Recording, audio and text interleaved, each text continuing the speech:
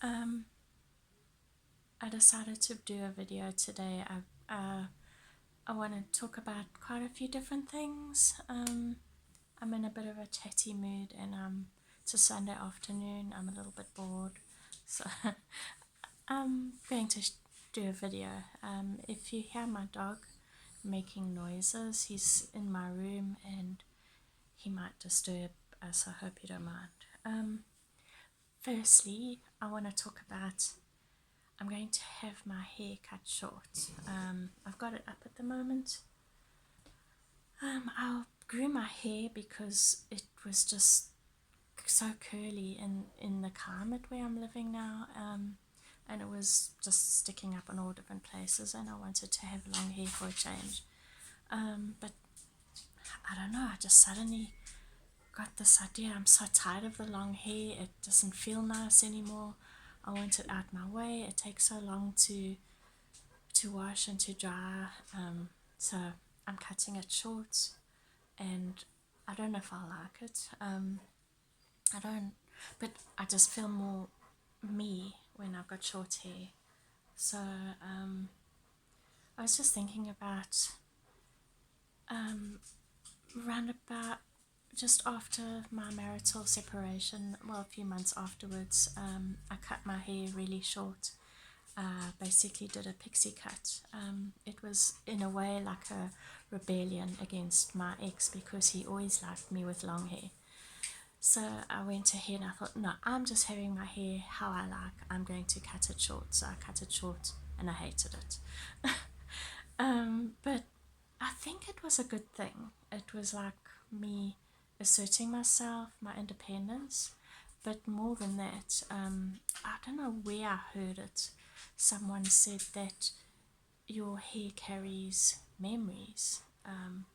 It sort of carries the energy of the last few months or whatever, how years that you've had it. So it's a weird concept, but I actually wonder if cutting my hair was cutting those memories from our marriage and the grief memories.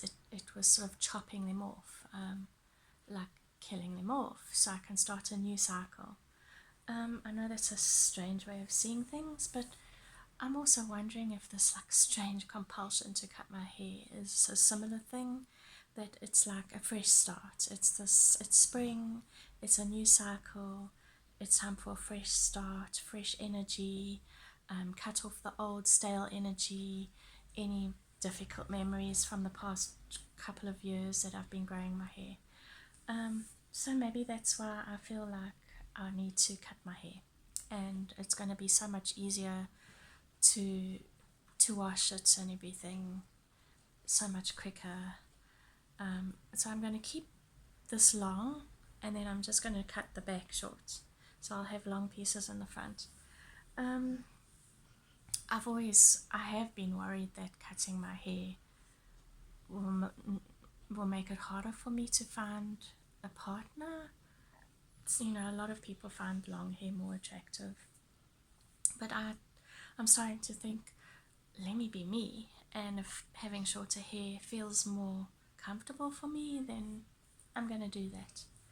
I just hope it doesn't stick up in all directions because of the very moist air that we have.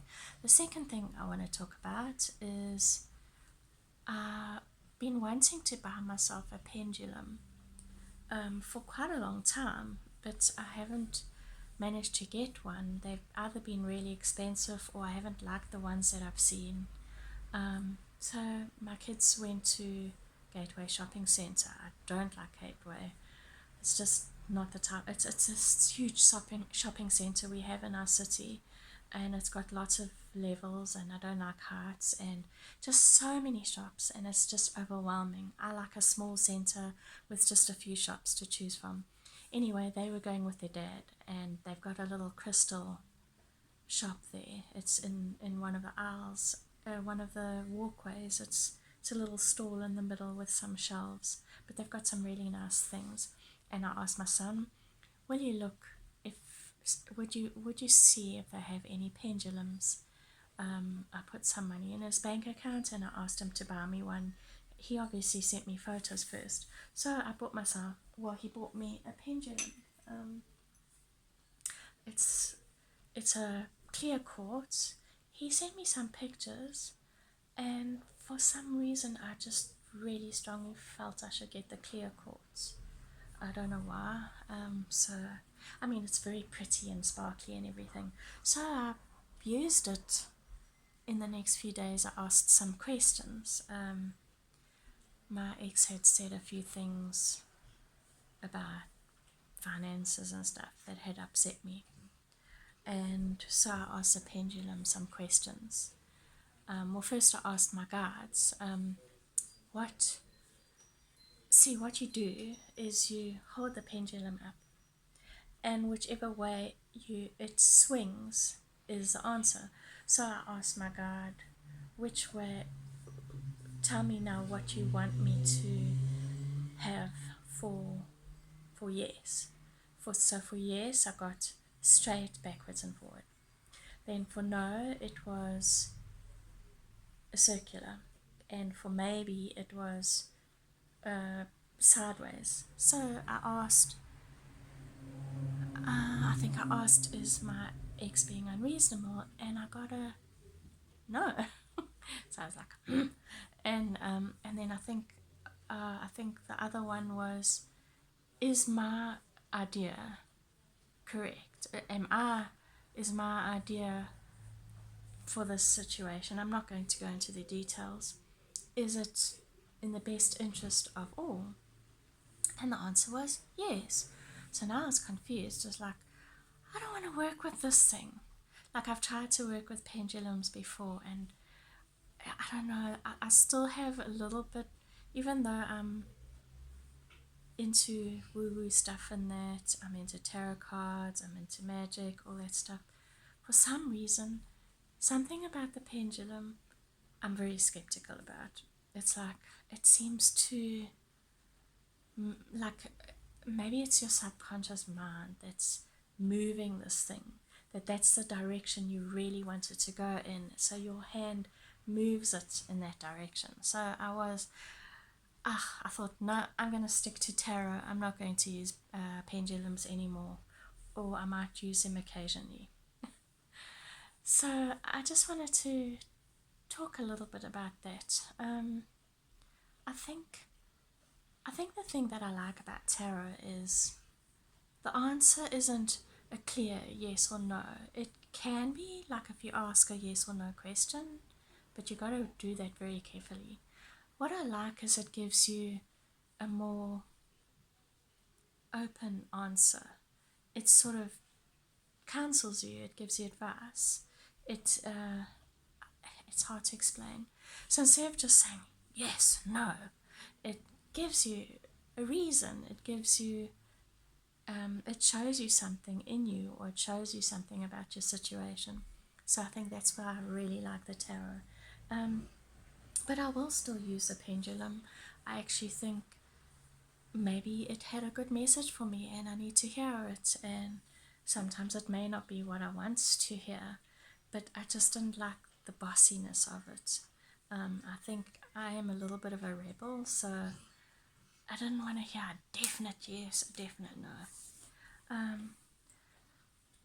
Okay, another thing is, I don't know if any of you feel this way, but sometimes, like the last few months, I haven't really been doing much tarot. I pull a card a day. Sometimes that card is like, I'm totally clueless. Like, I have no idea what message it's trying to tell me. At the end of the day, I look at the card that I pulled for the day and I think, what? Sometimes it's like, wow, that card really, that's what happened today. That was the energy I worked with. That's what I went through. That's what I needed to hear. Sometimes I see the card partway through the day and I think, wow, that's such a message for me. And other times I look at it and I think, I don't know what it means. But like, for example, I've been picking quite a few swords lately. So then I think, well, maybe there's a reason why I've been picking a lot of swords. Maybe I need to work on my thoughts. Maybe I have been doing a lot of mental work in my day job. I don't know. But doing like elaborate, deep workings, spreads, I haven't been doing a lot of those lately, and I sort of hit like a bit of a burnout with tarot. I felt like I was doing too many spreads. I was asking too many questions, and what happens when that happens is you don't start to take it in, and you don't ponder the information deeply enough. You're taking in so much that you can't apply what you're learning. So it's actually been really good to take a bit of a break, and I did the meditation group that I belong to. The lady that runs it, she has a WhatsApp group, and she sent us two full moon in Pisces spreads. So I decided to try them this morning, and they really spoke to me. I like the way it was just a very balanced thing of planning carefully but not worrying. So like, and not trying to rush things, because I worry so much about the future, like what's going to happen when I don't get maintenance from my ex anymore, and then my kids still need my support. How am I going to support them on my own? So like, I'm so busy worrying about that future in so many years' time, but I must look at now and just know that I'm going to get there, and should it arise that I need to have enough to support me and my kids, I will get there, and it will fall into place. But it's a matter of being patient and trusting the flow. And I know sometimes we can get obsessive about wanting to save money for the future, and it's good. I'm not saying you shouldn't save, but that needing to grasp and to hold on for your security, and finances are supposed to come in and flow out. It's supposed to be like a clear channel. I look at it this way: if you've got bills to pay and you owe, like you need to buy, let's say you need to buy a new cell phone or a new computer or clothes for your kids, it's like, instead of thinking, oh, I have to buy that and now I'm not going to have much money left, you are giving out to the supplier, the person that you're buying from. You're actually blessing them, and your money is a flow. It's in, out. So you can't always hang on and hang on and hang on to, oh no, I can't buy this, oh no, I can't buy that. I'm not saying you must like overspend. Anyway, I didn't intend to talk about this. The next thing I want to talk about is the cycles of giving and receiving.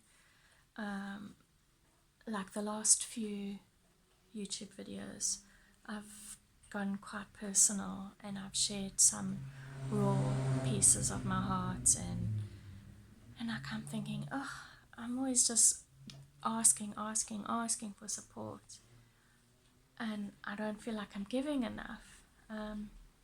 Like the last few months, I've been going inward quite a bit, and I haven't been as creative as I want to be.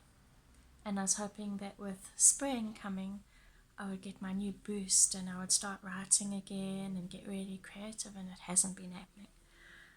But then I think that we all have cycles, and there are times to just absorb stuff and to receive, and sometimes we need to share our hearts so we can get some support from others, and other times we need to give out, but it must come naturally. It mustn't be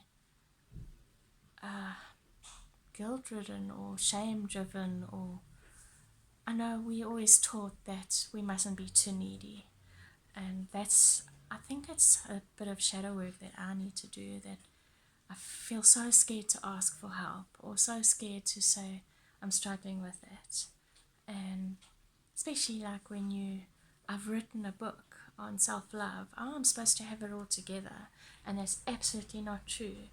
There's times to receive and there's times to give, and I don't always have something to give, and that's okay.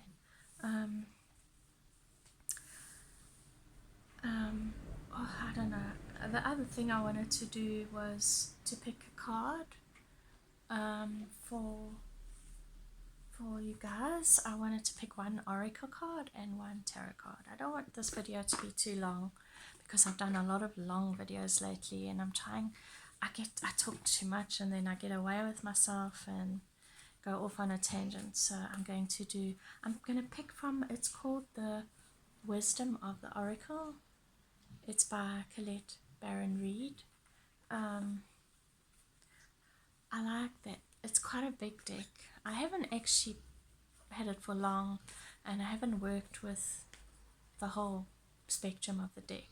Like, I've picked a few cards, and a lot of the time I seem to get the same card over and over again. So let me pick one for you. Okay. New life. I like that. Oh, the Pisces new moon. Full moon. A lot of people have been saying it's a very spiritual time, and it's a time to get really deep into stuff. And talking about cycles, that's what I was going to say.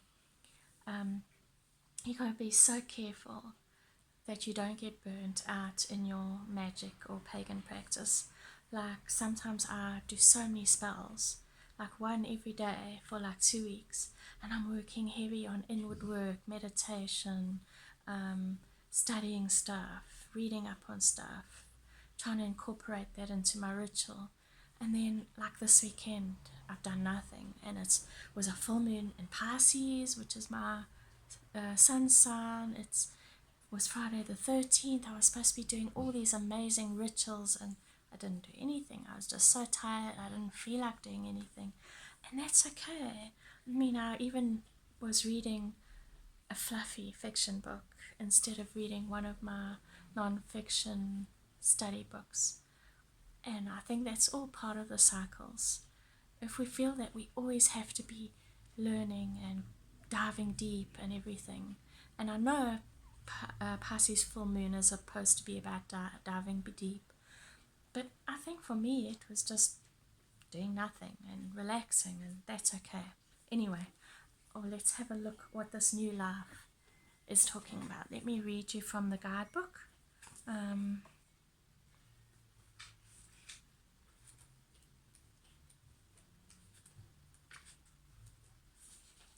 Birth of new ideas, growth, opportunities, a breath of fresh air, life renewing itself. I like that spring is the element of air, is supposed to stand for spring. And I like it when the wind blows. I like to imagine that the wind is washing away the old stale energy and is bringing in fresh energy. When spring awakens the world, joy and excitement can be felt all around and in your very core. Blossoms burst from trees overnight, birds return home and sing their glorious song, and nature is full of promise. Miracles beckon all of us. This is one of those times in your life when new ideas inspire you and new opportunities bring you hope for seeing your dreams come true. All is well in your world, and you have the energy you need to feel renewed. Allow your heart to fill with enthusiasm. Let your light shine, for this is a time of good fortune. So, if you feel that you've gone through a time of being inward and of resting and recuperating, and that's fine, you needed that, and now as a new opportunity is arising. It doesn't have to be spring where you live for this new growth to happen. Okay, I'm going to pick one more card from the Animal Wisdom Tarot. Here's the little guidebook. I find this tarot deck very unusual. I find some of the more difficult, darker cards are portrayed in quite a positive light. It's like all of it, yet it can challenge you to go deep, and it's a nice deck, but I don't actually use it all that often. This is what the backs look like if you want to have a look.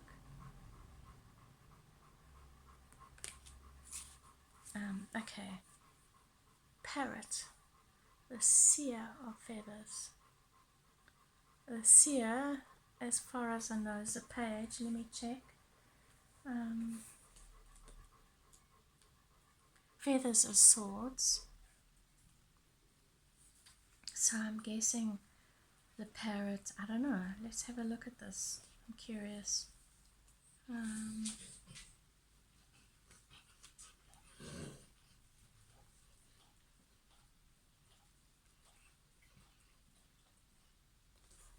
It's a page of swords. That's what the That's what the guidebook looks like. It's a beautiful guidebook. Colorful, sociable, insightful, expressive. Think creatively, speak candidly. Bright, bold, beautiful hyacinth macaw squawks, and a feather flutters down in the sunshine. Parrot is playful and intelligent and promotes creative expression, alerting us to the subtleties of communication. Do you recognize messages from nature, whispers from spirit, and everyday signs and synchronicities, such as a fluttering feather? Parrot prods us to discern secret meanings and appreciate the larger language of life. Seer of feathers indicates a quick-thinking problem solver who loves to learn, devise plans, and develop new ideas. Although sometimes prone to chatter, this seer skillfully grounds airy, abstract notions with practical insights and frank discussion. A master communicator, Parrot reminds us of the power of words. Are you speaking sincerely with clear intention, or hiding behind fabrications? Do you mean what you say? Express yourself honestly, but take advantage of wordplay, colorful phrases, and humor. Sociable and good-natured, Parrot uses telepathy to enhance communication. Listen deep. Parrot has a knack for exposing what is hidden, revealing what we need to hear. So, I think that's a good message to us, to use our communicative skills and abilities to impact the people around us. If you have an ability to bring lightness to a situation, if you crack a joke, use that ability to help other people. If you use words to teach people, use them. If you write to give a message, use that message. I know I express myself a lot better with writing. I'm trying to learn to use speech now as I'm doing YouTube videos, and I think I'm hoping I'm going to get better at it. But writing is my go-to way of communicating something. Use what tools that you have, and use your sociable nature, if you have such a nature, to bless those around you. So yeah, I wish you all the best, and have a lovely day. Much love. Bye.